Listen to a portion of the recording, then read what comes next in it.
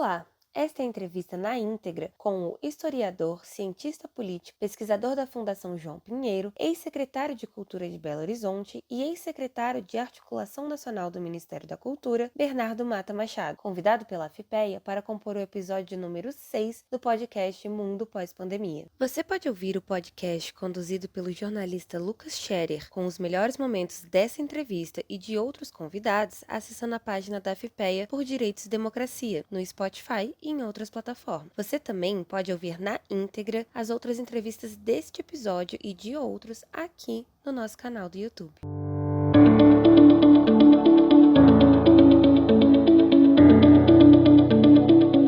Olá, seja bem-vindo, bem-vinda a mais um episódio da nossa série AFIPEA Mundo Pós-Pandemia, mais um episódio de entrevistas aqui, a gente falando sobre cultura. Agora o nosso convidado é o historiador, cientista político, pesquisador da Fundação João Pinheiro, que tem passagens pela gestão cultural na Secretaria de Cultura de Belo Horizonte, de Minas Gerais, Secretaria de Articulação Nacional do Ministério da Cultura, Bernardo Mata Machado. Bernardo, muito obrigado por aceitar o convite aqui para esse bate-papo. Seja muito bem-vindo. Bom, muito obrigado. Estou à disposição. O foco aqui das conversas tem sido o impacto da pandemia para os vários setores da sociedade, enfim, né, das áreas. E falando especificamente de cultura, então queria saber como era o cenário da cultura no Brasil no período que antecede a chegada do novo coronavírus aqui no início de 2020. Qual a trajetória das políticas públicas e das manifestações da cultura e da preservação da nossa cultura, fazendo um recorte, eu acho, ali a partir da redemocratização, né, da nova Constituição Federal, qual é a tua leitura dessa trajetória até 2019, hein? A pergunta é muito importante porque a Constituição de 1988 é muito avançada na área da cultura, né? Assim como outras constituições que foram feitas depois de períodos autoritários, como, por exemplo, a Constituição Espanhola e a Constituição de Portugal. E ela deu um papel muito saliente ao poder público, tanto que o artigo 215, que é o que abre a seção da cultura, começa com as seguintes palavras: o Estado garantirá a todos o pleno exercício dos direitos culturais. Então, isso é um balizador fundamental, né, da garantia de direitos culturais via política pública de cultura, né? Depois também a Constituição dá uma ênfase muito grande à diversidade cultural, né? Quando no artigo 216, que se refere ao patrimônio cultural, né, define o patrimônio cultural, né, como a memória, a ação e a identidade de todos os grupos formadores da sociedade brasileira. Ou seja, já não é mais patrimônio nacional, né? Entende-se patrimônio brasileiro, mas composto da diversidade de grupos que formam, né, a sociedade brasileira. E também, né, quando a Constituição fala em grupos formadores, ela dá um destaque especial, né, às culturas afro-brasileiras, às culturas indígenas e às culturas populares, né? Então, direciona um pouco também o caminho das políticas públicas para atender a diversidade e, dentro da diversidade, aqueles grupos que mais necessitam da participação do Estado, né? Então, vamos dizer assim, é uma agenda, né, bastante ampla, né, a qual o poder público tem que se adequar, né? Eu diria que isso mudou um pouco o cenário, né, do que deve ser entendido como política cultural, né? Porque normalmente o que se entendia por política cultural ou era uma visão, digamos, liberal, né, em que defendia a proposta de que o Estado deve intervir o mínimo possível, e, de um outro lado, uma visão totalitária, né? Ou autoritária da cultura, né? De que a cultura deve servir à legitimação só do Estado e à propaganda dos regimes totalitários. Então, na verdade, o que a Constituição faz, assim como outras constituições no mundo, é introduzir um terceiro caminho, né? Nem o caminho liberal, nem o caminho autoritário, o caminho democrático de direito, né? Ou social-democrático, se você quiser. Ou seja, né? Então é um caminho aí intermediário, né? E que, inclusive, possibilita sair desse embate, às vezes, um pouco de que a gente chama aí na ciência política de fla-flu, né, de ficar entre liberalismo ou não, são autoritários. Não, é um Estado democrático de direito, né, que se fundamenta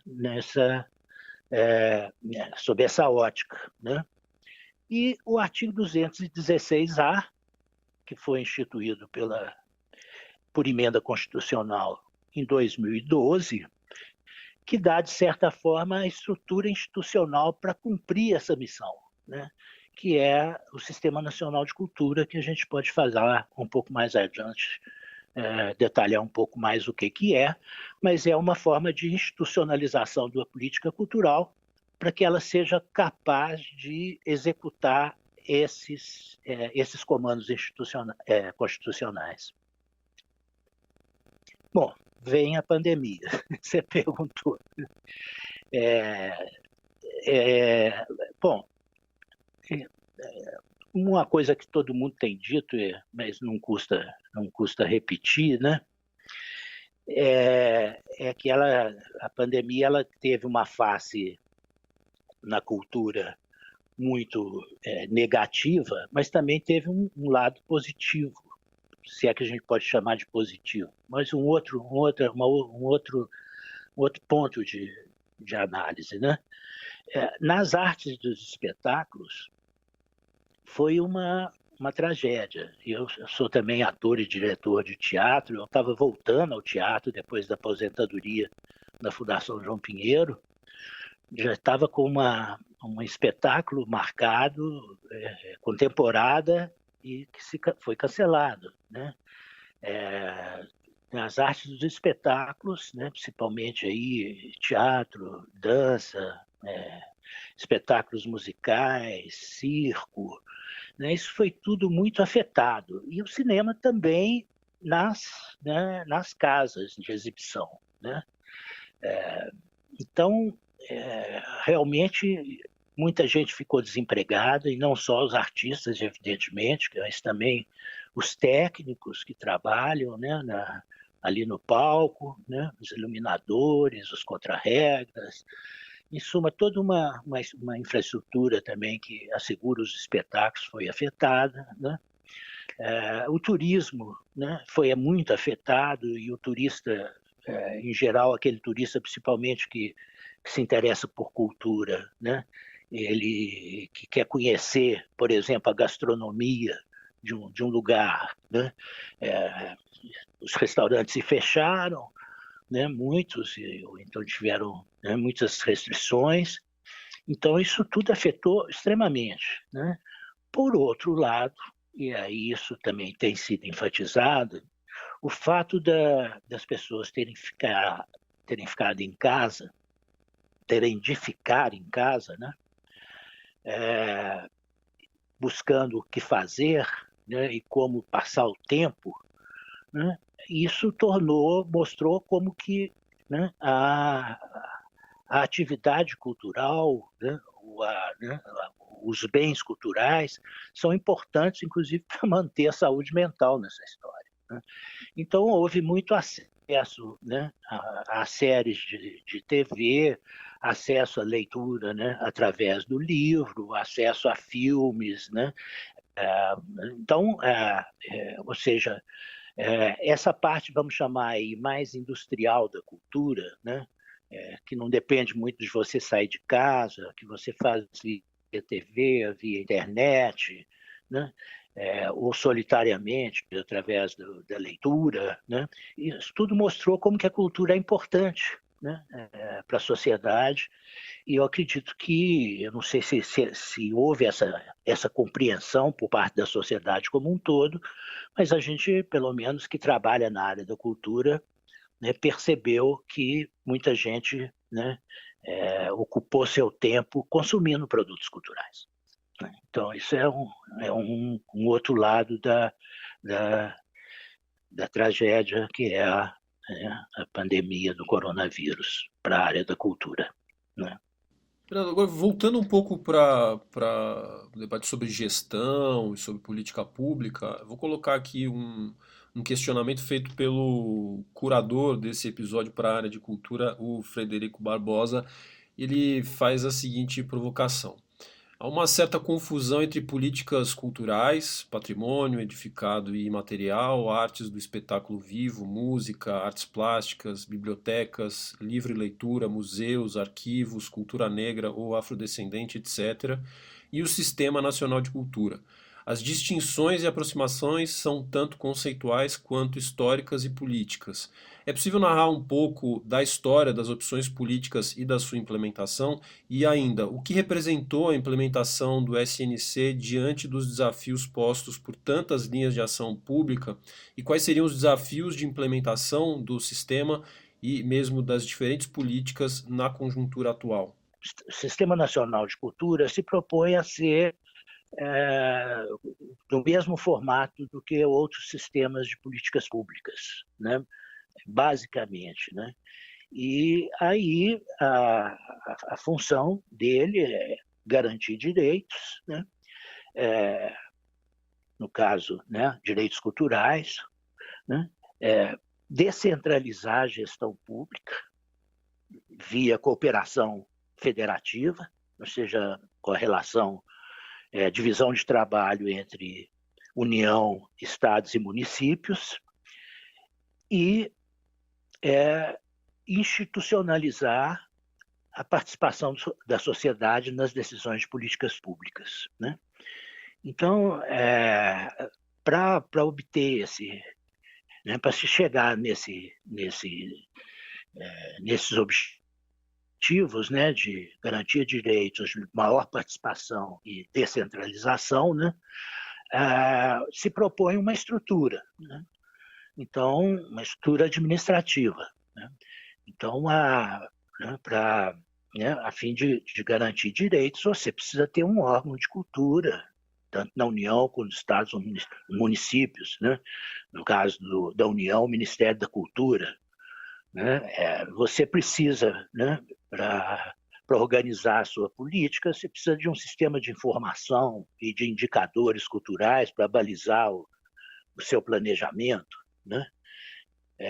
Você precisa de planejamento, né? E aí planos na área de cultura, né, são fundamentais, né? Você precisa ter um sistema de financiamento, obviamente, né? E isso para a estrutura, vamos chamar assim, executiva, né? Do ponto de vista da participação, basicamente são dois órgãos, né? Os conselhos de política cultural e as conferências de cultura, né? Que são instrumentos em que você chama a sociedade para participar da formulação das políticas, né? Em suma, basicamente, é essa estrutura, né, que foi pensada no Sistema Nacional de Cultura. É bom dizer que ele não está ainda completamente implantado, nós vamos comentar isso um pouco mais à frente, mas ele começou a ser, né, a ser implantado, e ele prevê, aí entrando um pouco nessa pergunta do Frederico, ele prevê um sistema geral, né, e sistemas setoriais. Então, a área da cultura, a própria pergunta reflete isso, é super complexa, né?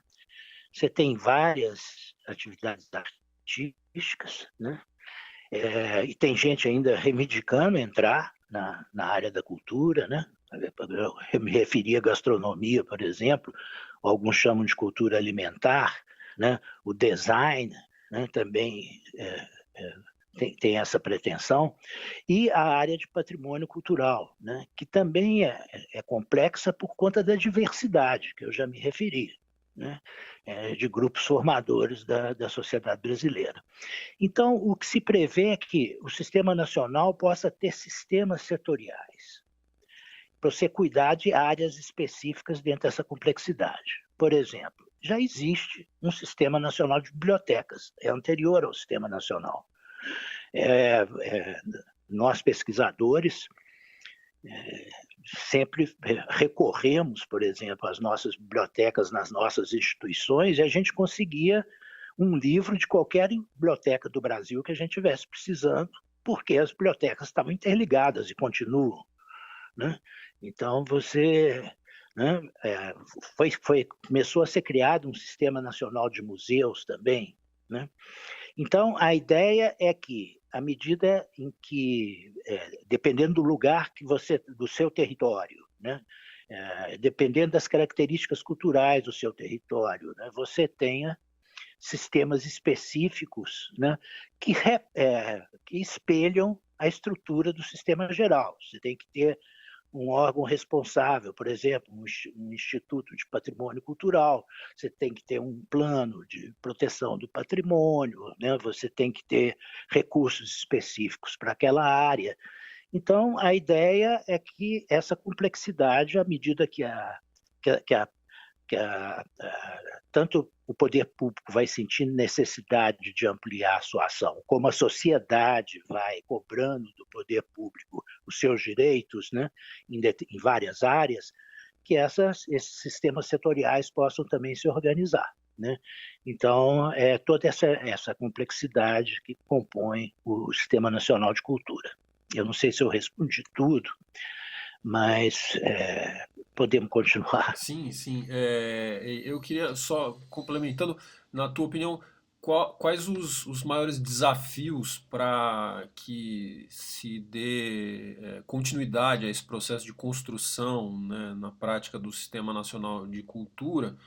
E já estendendo também uma segunda provocação do Frederico, ele pondera aqui sobre esse caráter de constituição do modelo de gestão e também da promoção das políticas públicas que está baseado, né, na divisão e no compartilhamento dos entes da federação e da sociedade sobre esses aspectos enfim, e reflete também um pouco sobre algo que você falava, né, a forma de coordenar e de planejar junto ou a partir de algumas estruturas, né, de participação, como os conselhos de cultura, sobre o qual você falava, e de planejamento, né, citando aqui o Frederico, nominalmente o Plano Nacional de Cultura. Dentro disso, como é que você vê historicamente o tratamento que foi dado a esses instrumentos, né? Como eles foram ou não tratados e levados à implementação na prática? Bom, eu diria o seguinte, que o gargalo maior para a implantação do Sistema Nacional de Cultura está na área de financiamento ainda, né? Nós começamos pela proposta estrutural, né? E outras áreas, como saúde, por exemplo, ao mesmo tempo que propôs uma estrutura, o Sistema Único de Saúde, né, propôs recursos também e constitucionais, né? O mesmo caso na educação. Embora a educação não tenha um sistema nacional de educação formalizado, ela funciona como sistema, né? Ela tem o Ministério da Educação, que tem o seu Conselho Federal de Educação, aliás, muito antigo até, né? E recursos constitucionais, né? E a cooperação, tanto na saúde quanto na educação, né, dos estados e municípios, com divisão de atribuições, né? O grosso dos recursos é federal, né? Mas há também, né, investimentos nos estados e nos municípios, né? Então, isso faz com que a coisa, né, rode, né, o sistema rode. Né? O problema do financiamento à cultura bom, aí são vários. Né? Primeiro, é uma área entre as menos contempladas, né, das políticas públicas. Né? Acho que só há uma área que leva menos orçamento, né, tanto na União como nos estados e municípios, que é o turismo. Mas o turismo sempre tem uma perspectiva de que se realize um pouco através do mercado. Né? Na cultura já é um pouco diferente, mas nós somos, digamos, os primos pobres das políticas públicas. Né? Então, isso é um fator complicador para a implantação do sistema. Um outro é o modelo de financiamento, que é um modelo que também é produto da redemocratização, né? A chamada Lei Sarney, né? Que depois foi substituída pela Lei Rouanet. Ela prevê dois instrumentos básicos, né? Que é o instrumento da renúncia fiscal, né? Em que o Estado abre mão de receber impostos daqueles contribuintes que concordam em investir em cultura, e o fundo de cultura. Ele já teve dois nomes no início da lei Sarney, que era o Fundo de Promoção da Cultura, acho que era isso. E hoje é Fundo Nacional de Cultura. Né? A ideia, quem formulou, inclusive, de forma definitiva, o projeto que foi aprovado no Congresso, foi Celso Furtado, né, que foi ministro da Cultura, o segundo ministro da Cultura no governo Sarney. Né? A ideia dele era que, através da renúncia fiscal, você chamaria o mercado para investir na área da cultura. E, através do fundo, né, de cultura, você, de certa forma, faria uma equalização, uma compensação das desigualdades promovidas pelo sistema da renúncia fiscal. Porque, naturalmente, como você se baseia o seu financiamento no mercado, e o mercado é produtor de desigualdades, então a renúncia fiscal ela tem essa característica. Onde você tem mais contribuintes de imposto de renda, por exemplo, você tem mais possibilidade de captar recursos no mercado. Isso faz com que as regiões mais desenvolvidas do país, né, se tornem mais... em suma, elas captam a maior parte dos recursos. Então, o Fundo de Projetos Culturais seria uma forma de... se está beneficiando aqui as economias maiores do país, o fundo tem que se direcionar para aqueles que estão recebendo menos. Então, a ideia era essa. Agora, o que ocorreu historicamente é que a renúncia fiscal foi ampliando, e o fundo cresceu muito pouco. Nos momentos que cresceu, não duraram muito, depois foram diminuídos também. E o instrumento, né, um instrumento de política pública do Sistema Nacional de Cultura é o Fundo Nacional de Cultura. Aliás, não existem sistemas públicos sem fundos públicos.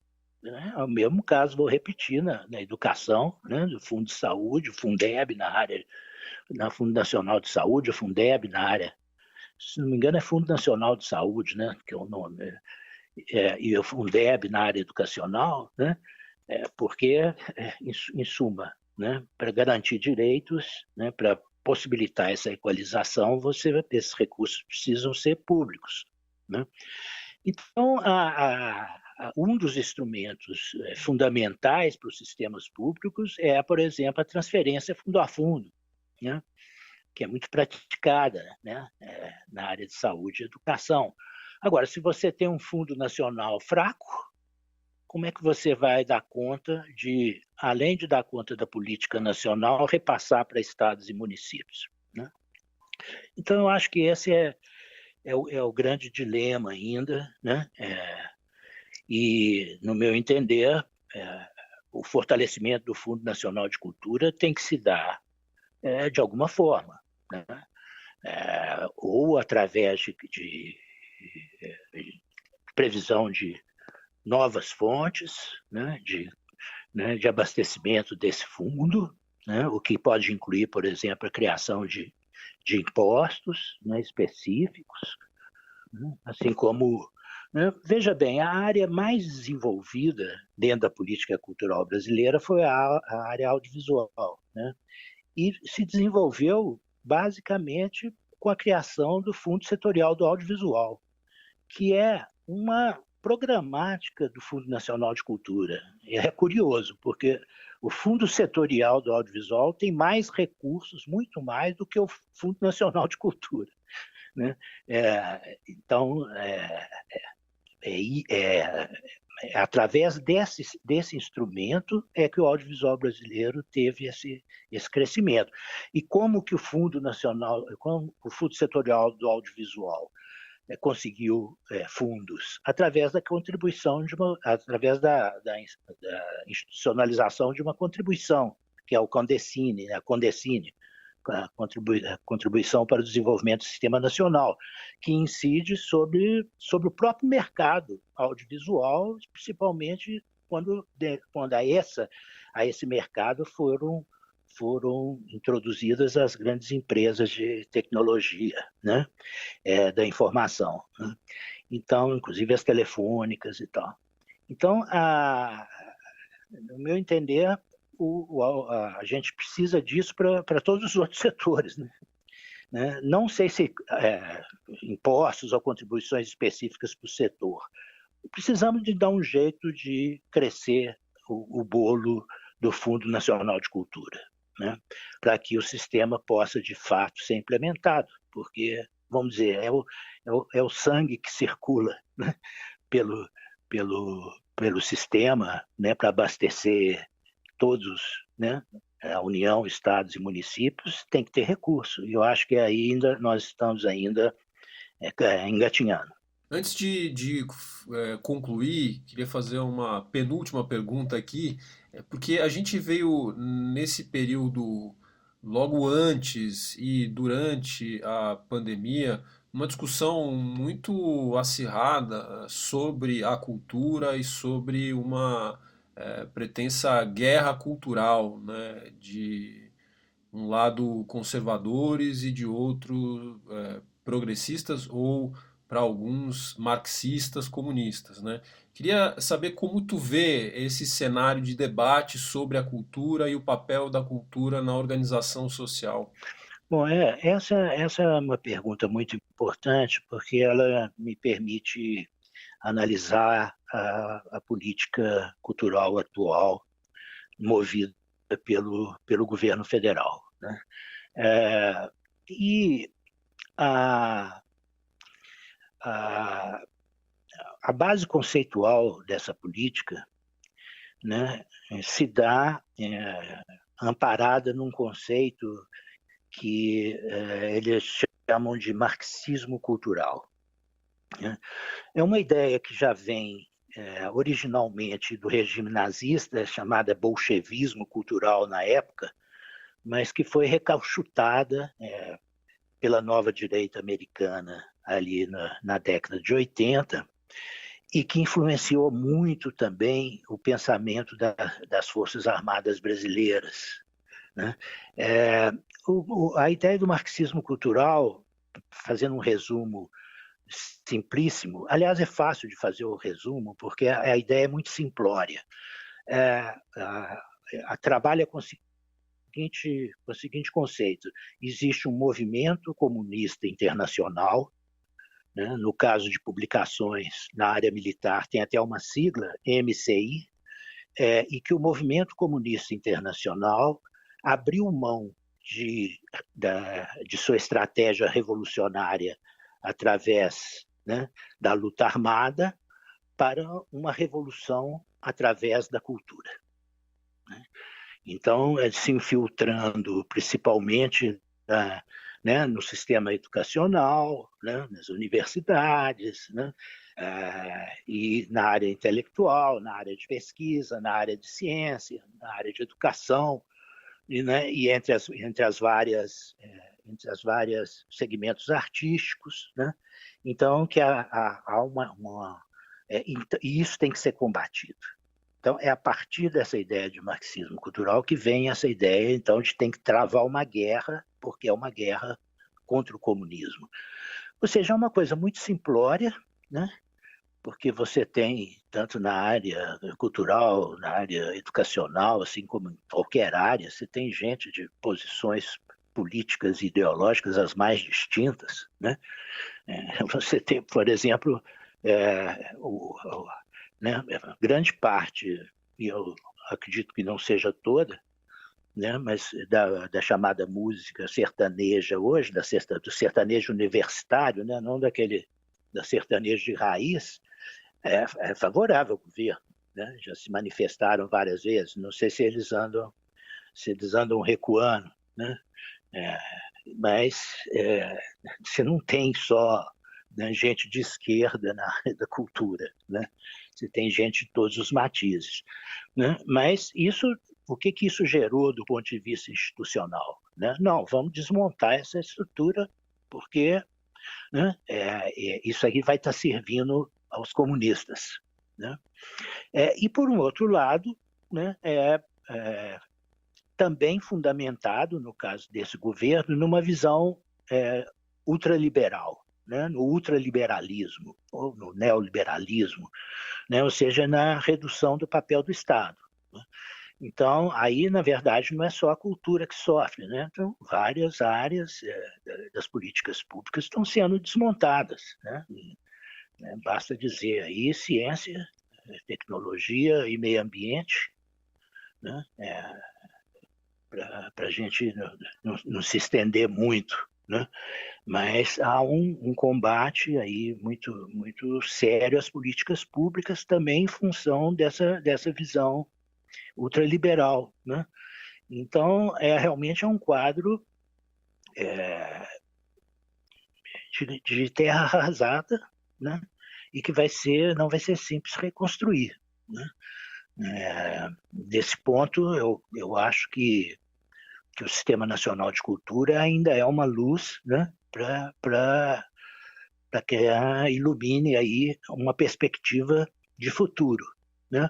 Ou seja, que a gente, de fato, né, organize essa estrutura complexa que é o Sistema Nacional de Cultura, com seus sistemas setoriais, com recursos suficientes, sem abandonar a ideia de mercado, né? Existe um mercado cultural, né?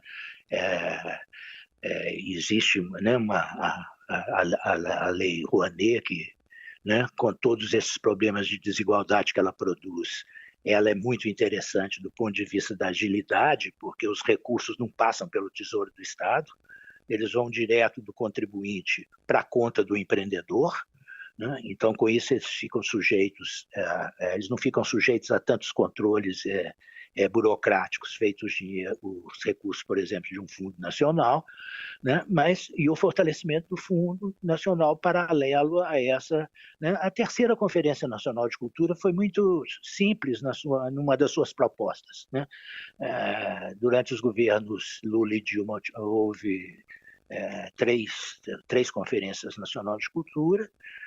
Na última, o que se propôs foi o seguinte: olha, nós queremos um financiamento com recursos próximos entre o montante da renúncia fiscal e o montante do Fundo Nacional de Cultura. Queremos 50% para cada um, né, dos recursos da cultura. Então, se a renúncia fiscal atinge tanto, né, a gente quer esse mesmo tanto para isso que saiu da terceira Conferência Nacional de Cultura, que eu acho que é um caminho importante para a gente, numa perspectiva de reconstrução, né, das políticas culturais, a gente se espelhe nele e caminhe por aí. Pois é, acho que você já matou, mas de qualquer maneira vou colocar aqui para a gente encerrar como última pergunta, justamente isso. Então, o caminho, né, para a gente no futuro, num possível cenário pós-pandemia, porque, enfim, no momento em que a gente grava essa entrevista é difícil.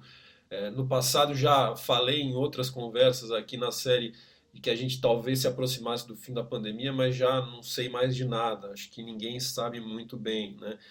Então, pensando nesse possível cenário pós-pandemia, ou então num cenário de conformação da pandemia dentro da sociedade, a saída no Brasil, na área pensando em políticas públicas, né, em ações práticas do Estado para tentar dar conta de superar os obstáculos impostos pela própria doença, mas também por políticas que vêm sendo adotadas e que prejudicam o desenvolvimento cultural. O caminho é por aí, então, na tua opinião, mais financiamento e aprofundamento de políticas que já estão estruturadas, pelo menos no papel. Isso, eu até acho importante a gente lembrar que durante aí a pandemia, né, nós tivemos propostas que saíram do Congresso Nacional que tentaram amenizar esse processo aí de destruição, né? E é interessante verificar como a Lei Aldir Blanc, né, que foi o principal instrumento de política cultural na pandemia, né, que não foi um instrumento criado pelo Executivo Federal, mas sim pelo Congresso Nacional, com base amparado numa enorme organização e pressão da área da cultura. É interessante como a LAB, ficou sendo conhecida, né, Lei Aldir Blanc, LAB, para resumir, ela se baseou no quê? Na cooperação federativa, né? Na União repassando recursos para estados e municípios.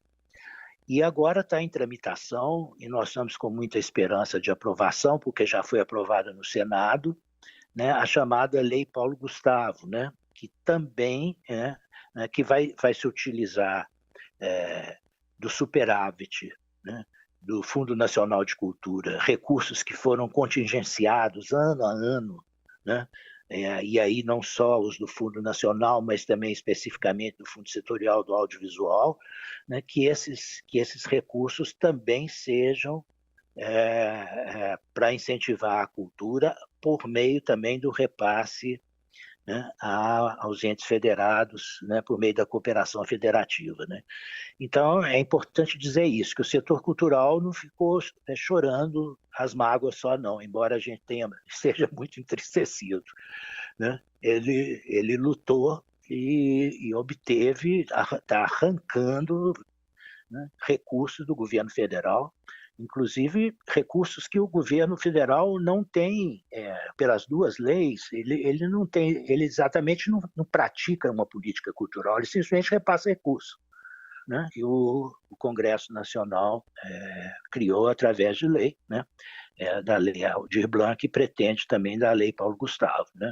Agora, numa perspectiva de reconstrução, né, da política pública, eu repito, né, é uma implantação definitiva do Sistema Nacional de Cultura, né, que ultrapassa a gestão de um governo, assim como o Sistema Nacional de Saúde, assim como o Sistema de Educação, né, que independente do governo que assuma, né, que haja recursos, que haja cooperação federativa, que haja participação da sociedade, né, para que essas políticas públicas garantam os direitos. E, no caso da cultura, que garantam os direitos culturais da população brasileira em todo o seu território. Bernardo Mata Machado, historiador, cientista político, pesquisador da Fundação João Pinheiro, com passagem também pela gestão nas secretarias de Cultura de Belo Horizonte, Minas Gerais, Secretaria de Articulação Nacional do Ministério da Cultura. Quero mais uma vez agradecer imensamente por aceitar o convite para esse bate-papo por aqui. Da minha parte foi um grande prazer recebê-lo. Um abraço e até uma próxima. Lucas, eu gostaria também de agradecer essa oportunidade de falar para vocês e para os servidores do IPEA, né, e para o público mais amplo, e espero que esses prognósticos, né, otimistas que a gente, né, está fazendo após esse período aí, né, de pesadelo pandêmico, né, a gente consiga, né, retomar um pouco a visão de um Brasil democrático, né, e que garanta os direitos de cidadania. Muito obrigado e um abraço a todos. Um abraço a todos. Um abraço a todos. Um abraço a todos. Um abraço a todos.